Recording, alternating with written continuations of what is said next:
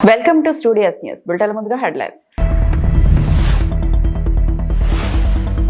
2026 assembly ఎన్నికల సిద్ధతపై సమీక్ష కోసం పశ్చిమ బెంగాల్ చేరుకున్న అమిత్ షా.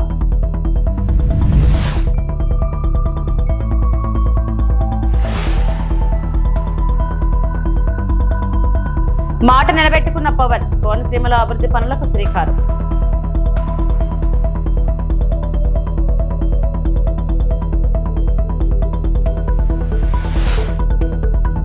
ధ్రువ్ ఎన్టీ హెలికాప్టర్ తొలి ప్రయాణానికి కేంద్ర మంత్రి నాయుడు జెండా ఊపి శుభారంభం.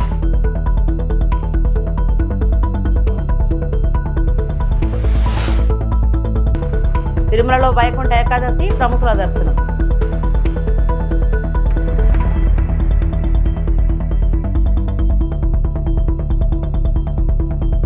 ముక్కోటి ఏకాదశి పర్వదినం ఘనంగా జరుగుతోంది. మంగళవారం తెల్లవారుజామున 1:30 వైకుంఠ ద్వార తలుపులు తెరుచుకున్నాయి. ఉత్తర ద్వార దర్శనానికి భక్తులు పోటెత్తారు. ఈ సందర్భంగా పలువురు ప్రముఖులు శ్రీవారిని దర్శించుకున్నారు. తెలంగాణ ముఖ్యమంత్రి రేవంత్ రెడ్డి కుటుంబ సభ్యులతో కలిసి తిరుమల చేరుకుని స్వామివారి దర్శనం చేసుకున్నారు. సినీ నటుడు నారా రోహిత్ దంపతులు, కేంద్ర మంత్రి రామ్మోహన్ నాయుడు, రాష్ట్ర మంత్రి పయ్యావుల కేశవ్ తదితరులు శ్రీవారి ఆశీస్సులు పొందారు.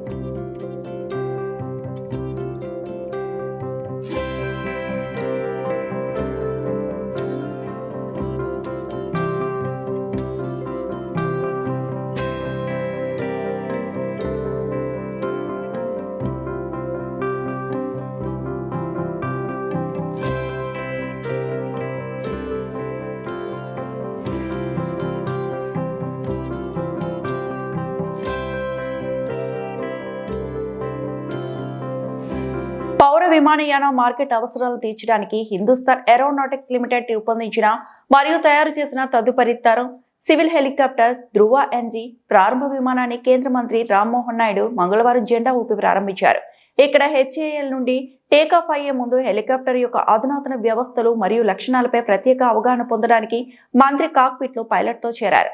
హెచ్ఏఎల్ అధికారుల ప్రకారం భారత్ భూభాగం యొక్క వైవిధ్యమైన మరియు డిమాండ్ ఉన్న అవసరాలను తీర్చడానికి రూపొందించబడిన అధునాతన 5.5 టన్నుల తేలికపాటి twin engine multi role helicopter అయిన ధ్రువ్ ఎన్జీ ప్రపంచ పౌర విమానయాన మార్కెట్ యొక్క కఠినమైన డిమాండ్లను తీర్చడానికి ప్రత్యేకంగా అప్గ్రేడ్ చేయబడింది. His vision was that civil aviation should no longer be for the elite or the luxurious or a certain sector of the people.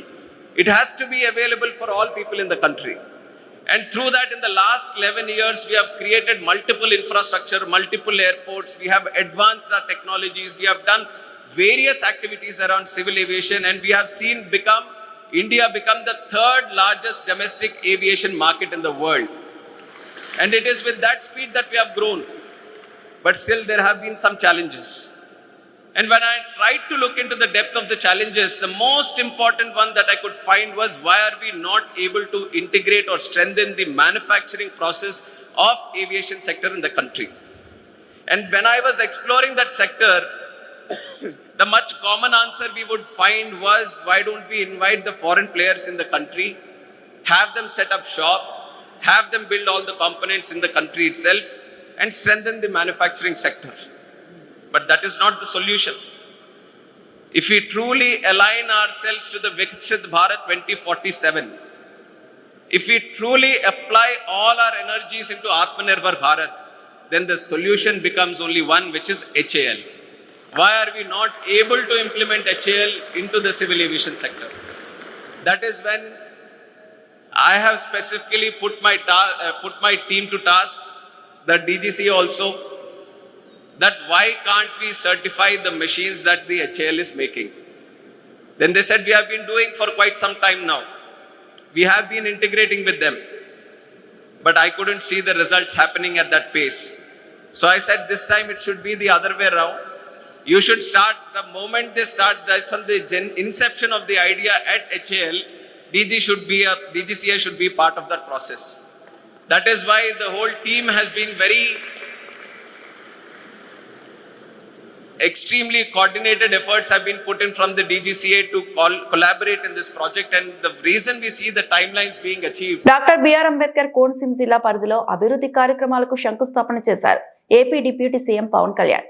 Shankar Gupta major drain ఆధునీకరణ పనులకు వర్చువల్ గా శంకుస్థాపన చేశారు ఉప ముఖ్యమంత్రి.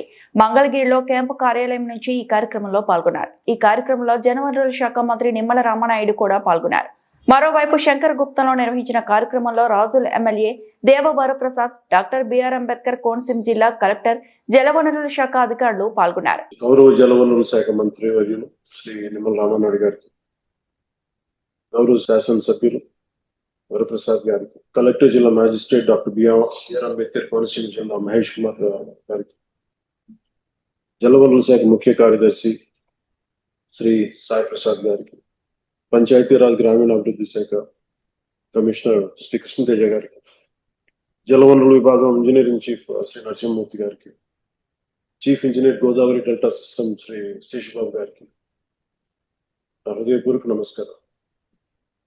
ఇది సుబ్రహ్మణ్య షష్ఠి రోజున ఈ సమస్య ఆ రోజు నేను వచ్చాను. రైతు సోదరులు చెప్పినట్టుగా ఇది ముక్కోటి ఏకాదశికి ప్రారంభం చాలా చాలా ఆనందం. ఇది జరగడానికి మనం అనుకున్నప్పుడు అన్ని జరగాలంటే కుదరవు, కానీ ప్రత్యేకించి మీది 2 దశాబ్దాల ఆవేదన. ఇది దాదాపు 1,00,000 చెట్లు కూలిపోయాయి. ఈ తలలు వాళ్ళు చేసిన చెట్లు మన కేశవదాస్ పాలన చూసినప్పుడు మనం వచ్చినప్పుడు కోనసీమని కొబ్బరి తోట లేకుండా ఊహించాం. అలాంటి కోనసీమలలో తలలేని మొండెంలాగా ఆ రోజు కనిపిస్తే చాలా బాధ అనిపించింది. వెంటనే మంగళగిరి వచ్చి గౌరవ ముఖ్యమంత్రి గారికి తెలియజేసి వారికి 2 దశాబ్దాలు ఉన్న సమస్యను విన్నవించిన వెంటనే వారు కనీసం 45 రూపంలో ఏదో ఒక కన్స్ట్రక్టివ్ ఒక యాక్షన్ ప్లాన్ తీసుకోవాలి సార్ అని ఆయనకి రిక్వెస్ట్ చేస్తే ఆయన 45 రోజులు కాదని చెప్పి దాదాపు 34 రోజులు 35 రోజుల లోపే ఆయన మనకు కావాల్సిన 20,77 లక్షలతోటి ఈ రోజున ఈ డ్రెడ్జింగ్ పనులు ప్రారంభించడం, 8 కిలోమీటర్ల వరకు పూడిక తీయడం, 14.5 కిలోమీటర్లు గట్ల నిర్మాణం చేపట్టబోతున్నాం. దీనికి అలాగే శంకర్ గుప్తన్ డ్రైన్ లో దాదాపు 600 ఎకరాలు ఉంది, కాదు 250 ఎకరాలు అన్యాక్రాంతం జరిగింది. అది మొన్న మీ దృష్టిలో కూడా నేను అది అడిగాను. దాన్ని కూడా కలెక్టర్ గారు ఒకసారి దృష్టిలో పెట్టుకోవాలి. ఈ రోజున మనం ఇంత ఆనందంగా ఇంత సమర్థవంతంగా చేయగలుగుతున్నాం అంటే దీనికి ముందుగా మనం కృతజ్ఞతలు తెలుపుకోవాల్సింది గౌరవ ముఖ్యమంత్రి శ్రీ నారా చంద్రబాబు నాయుడు గారికి. మనస్ఫూర్తిగా రైతాంగం తరపున, కోనసీమ రైతాంగం తరపున, మనందరి తరపున వారికి నా హృదయపూర్వక ధన్యవాదాలు, హృదయపూర్వక నమస్కారం. ఎందుకంటే ఆయనకున్న ప్రయారిటీస్ లో ఒక సమస్య ఎక్కువ కాదు, ఒక సమస్య తక్కువ కాదు. కానీ ఇలాంటి పరిస్థితుల్లో సమస్య తీవ్రతను బట్టి, అంటే ప్రజల అవసరాలను బట్టి అన్ని కూర్చొని, అంటే ఆయనకు కూడా లిమిటెడ్ ఫండ్స్ లో ఎలా మేనేజ్ చేయాలని ఆయన ఫైనాన్స్ డిపార్ట్మెంట్ తో కూర్చొని పయ్యావుల కేశవ్ గారితో, ఆర్థిక శాఖ మంత్రి పయ్యావుల కేశవ్ గారితో కూర్చొని దృష్టికి తీసుకెళ్లి చాలా చాలా ఎక్సర్సైజ్ చేసిన తర్వాత మన జిల్లా వరకు చిన్న ఫండ్ తక్కువగా అనిపించచ్చేమో, కానీ చూస్తే అది రాష్ట్రం అంతా దాన్ని పట్టుకుంటే అలా కొన్ని 100 కోట్ల నిర్ణయాలు, రోజుకి కొన్ని 100 కోట్ల నిర్ణయాలు తీసుకోవాల్సి వస్తుంటది. ఇలాంటి పరిస్థితుల్లో కోనసీమ రైతాంగానికి, కొబ్బరి తోటల్లో రైతాంగానికి ఆయన గౌరవ ముఖ్యమంత్రి గారు అండగా ఉన్నందుకు నారా చంద్రబాబు నాయుడు గారికి మనస్ఫూర్తిగా మరోమారు ధన్యవాదాలు తెలుపుకుంటా ఉన్నాం. నాకు పెద్దలు మన రామనాయుడు గారు చెప్పినట్టుగా రైతు పక్షపాతులు నాకు ఇవన్నీ తెలియదు, కానీ రైతు మనకు అన్నం పెట్టే రైతు ఏడిస్తే బాధపడితే చాలా బాధపడేవాళ్ళు. అది ఒక రోజున ఎలాంటి ముక్కోటి ఏకాదశి రోజున అనుకోండి, అది కూడా మనోహర్ గారు చెప్పారు, మన కౌలు రైతులు చనిపోతా ఉన్నారు, ఇట్లా ఉంది అనేది న్యూస్ చూపిస్తా ఉంటే మనం ఏదైనా చేయాలి అని అంటే ప్రభుత్వాన్ని మీద ఒత్తిడి పెట్టగలం, ఆయన చేయగలం అని మాట్లాడుకున్నప్పుడు నాకు ఒకటే అనిపించింది, కనీసం ఈ భరోసా ఏదో ఒకసారి బతకడానికి మన ఇచ్చే డబ్బు ఎంత ఉంటుందని పక్కన పెడితేనే అలాగే ఒక్కొక్క రైతుకి చొప్పున కొన్ని దాదాపు ఆ ముందు నేను ఆ రోజు ఒక సినిమా సైన్ చేస్తున్నాను. ఆ రోజు ఆ సినిమాకి వచ్చిన అడ్వాన్స్ ని 5 కోట్ల రూపాయలు వెంటనే ఆ రైతుకి ప్రారంభించడం స్టార్ట్ చేశాం. రైతులకి అలా చాలా మంది దాతలు అందరూ కలిసి దాదాపు 3,000 మంది పైచీలకు రైతుల్ని ఆ రోజున ఆదుకున్నాం. ఇవన్నీ ఎందుకు చెప్తున్నానంటే ఇది అన్నం పెట్టే రైతుకి నిలబడే ప్రభుత్వం ఇది. వ్యక్తిగతంగా నా ఇష్టం కావచ్చు, అలాగే గౌరవ ముఖ్యమంత్రి గారు కూడా చూడొచ్చు, ఎన్ని ప్రాజెక్ట్స్ ఉన్నాయి, రేపు పోలవరం ప్రాజెక్ట్ రాబోతుందంటే ఇది రైతు కన్నీరు పెట్టని రాష్ట్రం అవ్వాలనేది ముఖ్యమంత్రి గారు నెల్లూరు వైఎస్ఆర్ కాంగ్రెస్ పార్టీ జిల్లా కార్యాలయంలో వైసీపీ నెల్లూరు నగర నియోజకవర్గ ఇన్ఛార్జ్ ఎమ్మెల్సీ చంద్రశేఖర్ రెడ్డి పాత్రికేయ సమావేశంలో మాట్లాడుతూ నెల్లూరు నగరం రౌడీలకు నిలయంగా గంజాయికి అడ్డాగా మారిందని సాక్షాత్తు ముఖ్యమంత్రి చంద్రబాబు నాయుడు మాట్లాడారని అన్నారు. ఈ ఏడాది నెల్లూరులో జరిగినవన్నీ నేరాలు రాష్ట్రంలో ఎక్కడ జరగలేదన్న విషయం ఈ రోజు ఆంధ్రజ్యోతి పేపర్లో వచ్చిందన్నారు. నెల్లూరులో జరుగుతున్న దుర్మార్గాల గురించి సీఎం, ప్రజలు, మంత్రులు ఆందోళన వ్యక్తం చేస్తుంటే మంత్రి నారాయణ నెల్లూరులో రాజ్యాంగ విరుద్ధంగా పాలన సాగిస్తున్నారని మండిపడ్డారు. మంత్రి నారాయణ చెప్పిన మాటలతో తెలుగుదేశం పార్టీ నేతలు రౌడీ షీటర్లను పిలిపించి ఆ పార్టీలో చేరితే రౌడీ షీట్లు ఎత్తివేసి ఇస్తామని, కొందరైతే రౌడీ షీటర్లతో బేరాలు కుదుర్చుకుంటున్నారని అన్నారు. అందరికీ నమస్కారం. ప్రధానంగా ఒక్క నెల్లూరులోనే కాదు, స్టేట్లో కూడా మొన్న మంత్రి గారు టెలికాన్ఫరెన్స్ తీసుకొని మాట్లాడినటువంటి మాటలు సంచలనం రేకెత్తిస్తూ ఉన్నాయి. ఎందుకంటే ఇటీవల కాలంలోనే సాక్షాత్తు ముఖ్యమంత్రి గారే నెల్లూరు గురించి మాట్లాడుతూ నెల్లూరులో రౌడీయిజం పెరిగిపోయింది, రౌడీ షీటర్లు విచ్చలవిడిగా ప్రవర్తిస్తూ ఉన్నారు, గంజాయికి అడ్డు అదుపు లేదు అనే విధంగా సాక్షాత్తు ముఖ్యమంత్రి గారే మాట్లాడినటువంటి పరిస్థితిని మనం చూసినాం. ఈ రోజు ఆంధ్రజ్యోతి పేపర్, నేను చెప్పేది ఆంధ్రజ్యోతి పేపర్లో ఈ ఏడాది అంతా కూడా నెల్లూరు నగరంలో, ప్రధానంగా నెల్లూరు జిల్లాలో నేరాలు ఘోరాలు అని, ఇలాంటి చరిత్రను ఎప్పుడు కూడా నెల్లూరులో చూడలేదని చెప్పి ఫుల్ పేజ్, ఇదంతా కూడా ఆంధ్రజ్యోతిలో వచ్చినటువంటి ఫుల్ పేజ్ రౌడీ షీటర్ల గురించి కానీ నేరాలు ఘోరాల గురించి కానీ ఈరోజే ఈ పేపర్లో మనం చూసాం. ముఖ్యమంత్రి గారు మాట్లాడినా, మంత్రులు మాట్లాడినా, ప్రజలు మాట్లాడినా, రాష్ట్రంలో ఉన్నటువంటి ఎక్కడికి పోయినా కూడా నెల్లూరుకి ఏమైంది, ఏమవుతా ఉంది అని చెప్పి ఈరోజు మాట్లాడుతూ ఉన్న పరిస్థితిలో నారాయణ గారు పబ్లిక్గా ఒక మంత్రిగా ఉండి, ఒక మంత్రిగా రాజ్యాంగబద్ధంగా వ్యవహరిస్తానని చెప్పి ప్రమాణం చేసినటువంటి వ్యక్తి మాట్లాడినటువంటి మాటలు మీరు అందరూ కూడా వినుంటారు. నేను మళ్ళీ కూడా వినిపించగలను, కాకపోతే సమయం వృధా అవుతుంది. ఆయన చెప్పిన మాటలు ఏంటి? 2014-19లో పొలిటికల్ ఇంటర్ఫరెన్స్తో రౌడీ షీట్లు కనుక ఓపెన్ చేస్తుంటే వాటన్నింటినీ కూడా ఎస్పీతో రివ్యూ చేయించి వాటన్నిటిని కూడా ఓపెన్ చేయిస్తాను అని పబ్లిక్గా ఇంకొక మాట కూడా చెప్పారు. నాయకులు, డివిజన్ నాయకులు కానీ, డివిజన్ కోఆర్డినేటర్లు కానీ మీరంతా కూడా ఫాలో అప్ చేసి ఎక్కడెక్కడైతే ఆ విధంగా రౌడీ షీట్లు ఓపెన్ చేస్తున్నారో వాళ్ళ డేటాని కనుక నాకు ఇస్తే, అంటే ఇదంతా కూడా మాట్లాడింది ఇప్పుడు 28వ తారీఖున, 28వ తారీఖున మాట్లాడి డిసెంబర్ ఎండింగ్ కల్లా వాటన్నింటినీ కూడా నేను రిమూవ్ చేయిస్తాను. మామూలుగా రౌడీ షీట్స్ అన్నింటినీ కూడా డిసెంబర్లో కంప్లీట్ చేసే పరిస్థితి ఉంటుంది.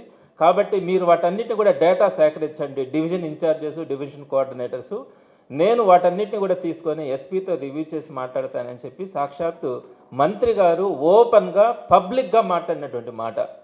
తెలుగుదేశం పార్టీ కార్యకర్తల మీద పెట్టినటువంటి రౌడీ షీట్ల విషయంలో మీ దగ్గర ఎవరెవరైతే ఉన్నారో ఆ డేటాని నాకు కనిపిస్తే నేను ఎస్పీతో మాట్లాడతానని చెప్పి మాట్లాడినటువంటి మాటల్ని ఆయన పబ్లిక్గా టెలికాన్ఫరెన్స్లో మాట్లాడినారు. ఒక రాజ్యాంగబద్ధంగా మనము ప్రజలకి జవాబుదారీగా ఉండే ఒక మంత్రిగా ఉండేటప్పుడు ఈ విధంగా తెలుగుదేశం పార్టీకి సంబంధించిన వాళ్ళ మీద రౌడీ షీట్లు ఉంటాయని చెప్పి ఆయన మాట్లాడితే, ఈరోజు గ్రౌండ్ లెవెల్లో ఆ పార్టీ నాయకులు కానీ కార్యకర్తలు కానీ అందరికీ కూడా ఒకటే చెప్తా ఉన్నారు, మీరు కనుక తెలుగుదేశం పార్టీలో ఈరోజు కనుక చేరితే మీ మీద ఉండే రౌడీ షీట్లు ఓపెన్ చేయించేస్తాం, మీ మీద ఉండే కేసులన్నింటినీ కూడా రిమూవ్ చేయిస్తామని చెప్పి బేర సారాలు పెడుతున్నటువంటి తీరుని నిన్నటి నుంచి చూస్తూ ఉన్నాం. చాలామంది రౌడీ షీటర్లు అందరూ కూడా ఈరోజు తెలుగుదేశం పార్టీ లీడర్స్ని అప్రోచ్ అయ్యి మేము తెలుగుదేశం పార్టీలో ఉంటాము, కొనసాగుతాము, మా మీద రౌడీ షీట్లు ఓపెన్ చేయించండి అని. మీరు ఒక్క విషయం గుర్తుపెట్టుకోండి, నారాయణ గారికి ప్రజాస్వామ్య విలువలు తెలియదు, ప్రజల బాధలు తెలియదు, కార్యకర్తల యొక్క స్పందన తెలియదు. ఆయనకు తెలిసిందంతా money politics, money money money. మనీతో మనం ఏమైనా చేయొచ్చు. నేను రేపు పొద్దున కనుక 1000 కోట్లు పెట్టుకుంటే ఏ ఒక్కడి మీదనైనా కూడా గెలిచే పరిస్థితి ఉంటుంది, ఏ నాయకుడినైనా కూడా నేను 100 కోట్లు పెట్టి కొనుక్కోగలను అనే ధీమాతో ప్రవర్తిస్తున్నటువంటి తీరే తప్ప ఎక్కడా కూడా ప్రజల భావాలు కానీ ఈరోజు సామాన్యుడు పడుతున్నటువంటి కష్టాలు కానీ నారాయణ గారికి తెలియనటువంటి పరిస్థితి. మీకు తెలియదా? ఒక రౌడీ షీట్ని ఓపెన్ చేయాలంటే మినిమం ప్రాసెస్ ఎట్లుంటుంది? మనం ఎవరికైనా కూడా అప్లై చేసుకోవాలంటే ఆ స్టేషన్ హౌస్ ఆఫీసర్ SHO కనుక మనం అప్లై చేసుకుంటే ఈ విధంగా రౌడీ షీట్ ఉంది, నా మీద ఎలాంటి కేసులు కూడా లేవు, నేను ఇప్పుడు చాలా క్లియర్గా ఉన్నానని చెప్పి కనుక అతను అప్లై చేసుకుంటే దాన్ని సర్కిల్ ఇన్స్పెక్టర్ ద్వారా దానంతా కూడా ఒకసారి వెరిఫై చేయించడానికి మినిమం 7 days నుంచి 15 days పెట్టడానికి అవకాశం ఉంటుంది. వన్స్ సర్కిల్ ఇన్స్పెక్టర్ కనుక దాన్ని సర్టిఫై చేసిన తర్వాత DSP వచ్చి దాని మీద మరలా 7 to 10 days పెడుతుంది. ఆ పర్టికులర్ ఇష్యూ మీద రౌడీ షీట్ తను ఓపెన్ చేసేయాలంటే తను మళ్ళా తనకు వచ్చినటువంటి రిపోర్ట్ కరెక్టా కాదా వెరిఫై చేసుకోవాలంటే తనకు మళ్ళా 7 to 10 days పడుతుంది. దాన్ని మళ్ళీ SP గారికి పంపించినప్పుడు SP గారు దాని మీద డెసిషన్ తీసుకోవాలంటే మినిమం 7 days పెట్టడానికి అవకాశం ఉంటుంది. ఎట్లా లేదన్నా కూడా స్టేషన్ హౌస్ ఆఫీసర్ దగ్గర నుంచి SP గారు డెసిషన్ తీసుకునేంత వరకు కనీసం వేసుకుంటే కనీసం ఒక 3 వారాల పాటు సమయం తీసుకునే అవకాశం ఉంటుంది ఒక రౌడీ షీట్ని ఓపెన్ చేయించాలంటే. అలా మీరు కేవలం డిసెంబర్ 28వ తారీఖున మీ క్యాడర్ అందరికీ కూడా ఒక టెలికాన్ఫరెన్స్ నిర్వహించి సుమారుగా 3000 మంది ఆ టెలికాన్ఫరెన్స్లో ఉన్నారని అక్కడే దాంట్లో మాట్లాడడం కూడా జరిగింది. ఆ టెలికాన్ఫరెన్స్లో ఈ డిసెంబర్ ఎండింగ్ లోపల అంటే 3 రోజుల లోపల రౌడీ షీట్స్ అన్ని కూడా ఓపెన్ చేసే పరిస్థితి ఉంటుంది. కాబట్టి తెలుగుదేశం పార్టీ కార్యకర్తల నాయకుల మీద కానీ ఎవరైనా కనుక రౌడీ షీట్లు పెట్టుంటే ఆ డేటా నాకు ఇవ్వండి, నేను SPతో రెఫర్ చేస్తానని చెప్పి మాట్లాడారు. 2026 నూతన సంవత్సర వేడుకల సందర్భంగా జిల్లా ప్రజలందరికీ ముందస్తు శుభాకాంక్షలు తెలుపుతూనే వేడుకల పేరుతో శాంతి భద్రతలకు విఘాతం కలిగిస్తే కఠిన చర్యలు తప్పవని అనకాపల్లి జిల్లా పోలీసు యంత్రాంగం హెచ్చరించింది. ఇటువంటి అవాంఛనీయ సంఘటనలు జరగకుండా జిల్లా SP కీలక ఆదేశాలను జారీ చేశారు. హోటళ్లు, బహిరంగ ప్రదేశాల్లో నిర్వహించే వినోద కార్యక్రమాల్లో అశ్లీలత లేదా నగ్న ప్రదర్శనలు ఉండకూడదు. కార్యక్రమాలు నిర్దేశించిన సమయానికి ముగించాలి. పార్టీలో డ్రగ్స్, నార్కోటిక్స్ లేదా ఇతర మత్తు పదార్థాల వినియోగంపై కఠిన నిఘా ఉంటుంది. నిర్వాహకులు నిబంధనలు ఉల్లంఘిస్తే కఠిన చర్యలు తీసుకుంటారు. మద్యం సేవించి వాహనాలు నడిపే వారిని గుర్తించేందుకు ప్రత్యేక తనిఖీలు నిర్వహిస్తారు. అలాగే బహిరంగ ప్రదేశాల్లో మద్యం సేవించడం పూర్తిగా నిషేధం. First of all Anakapalli district police తరపు నుంచి అందరికి ఫ్యామిలీ మెంబర్స్ కూడా very happy new year. Secondly అది ఈ న్యూ ఇయర్ సెలబ్రేషన్స్ కూడా కొద్దిగా రెస్పాన్సిబిలీ అందరూ సెలబ్రేట్ చేసుకోవాలి. అట్ ద సేమ్ టైమ్ ఏదైనా ప్రోగ్రామ్స్ పెడుతున్నారు దానికి ప్రయర్ పర్మిషన్ తీసుకోవాలి పోలీస్ డిపార్ట్మెంట్ నుంచి అండ్ కన్సర్న్ డిపార్ట్మెంట్స్ నుంచి.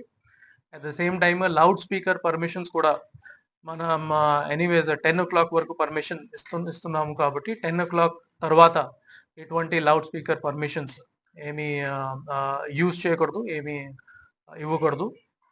థర్డ్, ఇది డ్రంక్ అండ్ డ్రైవింగ్ మీద ముఖ్యంగా మనం ఫోకస్ పెట్టుకుంటాము. ఆ రోజు రాత్రి all officers will be on the field and will be checking for any kind of drunk and behaviour. So దయచేసి ఎప్పుడైనా రెస్పాన్సిబుల్ డ్రైవింగ్ చేసుకోవాలి. న్యూ ఇయర్ సెలబ్రేట్ చేయండి, బట్ రెస్పాన్సిబ్లీ చేయండి without consuming any kind of contraband or consuming any kind of liquor and other stupefying substances. So దాని మీద ఎక్కువగానే focus పెట్టుకోవాలి. At the same time family మెంబర్స్కి కూడా నేను రిక్వెస్ట్ చేసుకుంటున్నాను, ఈ పిల్లలకి ఎస్పెషలీ యూత్కి ఇది గైడ్ చేయించండి. ఈ ఫ్యామిలీతో పాటు ప్రశాంతంగానే న్యూ ఇయర్ సెలబ్రేట్ చేసుకోవాలి. బయట వెళ్ళి ఇటువంటి న్యూసెన్స్ చేయడం, వేరే వాళ్ళకి ఇబ్బంది పెట్టడం ఇటువంటి చేయకూడదు. It should be celebrated in harmony and in peace. మిగతా అన్ని ఇన్స్ట్రక్షన్స్ మనం మీడియా ఫ్రెండ్స్ ద్వారా అందరికీ సర్క్యులేట్ కూడా చేస్తాం ఒక మెమో ద్వారా. అది కూడా మీరు దయచేసి మీ గ్రూప్స్ లోని కూడా సర్క్యులేట్. మెదక్ జిల్లా వెల్దుర్తి మండల కేంద్రంలో కుడి చెరువులో మంగళవారం ఉచిత చేప పిల్లలు విడుదల చేశారు. తెలంగాణ రాష్ట్ర ప్రభుత్వం మత్స్యకారుల అభివృద్ధి కోసం పంపిణీ చేస్తున్న 192,000 ఉచిత చేప పిల్లలను గంగపుత్ర సంఘం అధ్యక్షుడు బాలరాజు, వెల్దుర్తి సర్పంచ్ ఆదర్శ చేతుల మీదుగా చెరువులో విడుదల చేశారు. ఈ సందర్భంగా వారు మాట్లాడుతూ తెలంగాణ రాష్ట్ర ప్రభుత్వం మత్స్యకారుల అభివృద్ధి కోసం ఉచితంగా చేప పిల్లలు పంపిణీ చేస్తుందని తెలిపారు. మత్స్యకారుల అభివృద్ధి కోసం కృషి చేస్తున్న ప్రభుత్వాన్ని అభినందించారు. ఈ కార్యక్రమంలో వెల్దుర్తి గంగపుత్ర సంఘం అధ్యక్షుడు బాలరాజు, సురేష్, నర్సింహులు, గ్రామ సర్పంచ్ ఆదర్శ్, మత్స్యశాఖ అధికారి సంతోష్ తదితరులు పాల్గొన్నారు. పిల్లలు పంపించారు. అనగా రౌటా, బొచ్చే, మిరుగా 3 రకాల చేప పిల్లలు మన కుడి చెరువులో 1,92,200 చేప పిల్లలు వదిలాము. 3 రకాల చేప పిల్లలు మా అధికారులు, మా డిపార్ట్మెంట్ సార్లు, మా సొసైటీ మెంబర్స్ అందరం కలిసి వదిలాము.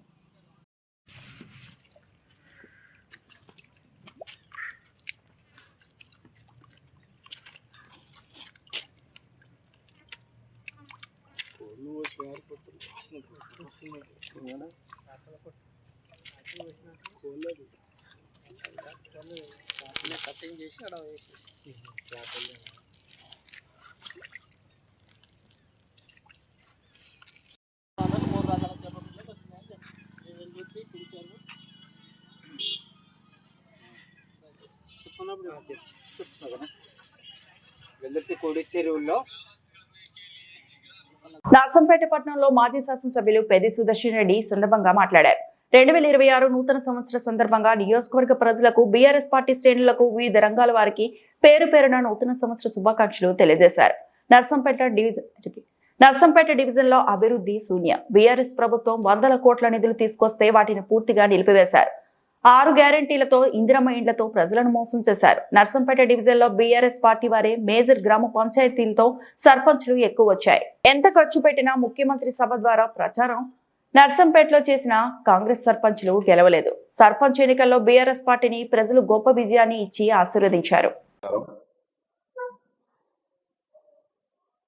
ముందుగా రాబోయే నూతన సంవత్సర 2026 నూతన సంవత్సర సందర్భంగా నియోజకవర్గ ప్రజలకు, బీఆర్ఎస్ శ్రేణులకి, పత్రికా సోదరులకి, వివిధ రంగాల్లో నిష్ణాతులందరూ కూడా పేరు పేరున నూతన సంవత్సర శుభాకాంక్షలు.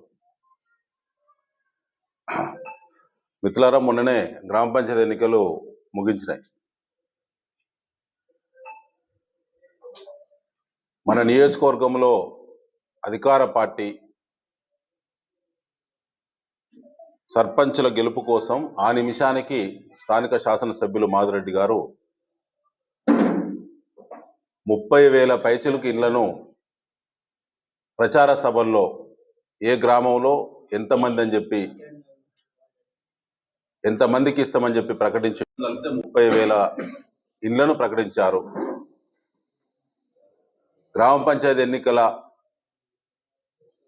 తెల్లవారే ప్రొసీడింగ్స్ ఇస్తామని చెప్పి గ్రామాల్లో నమ్మబలికిరు.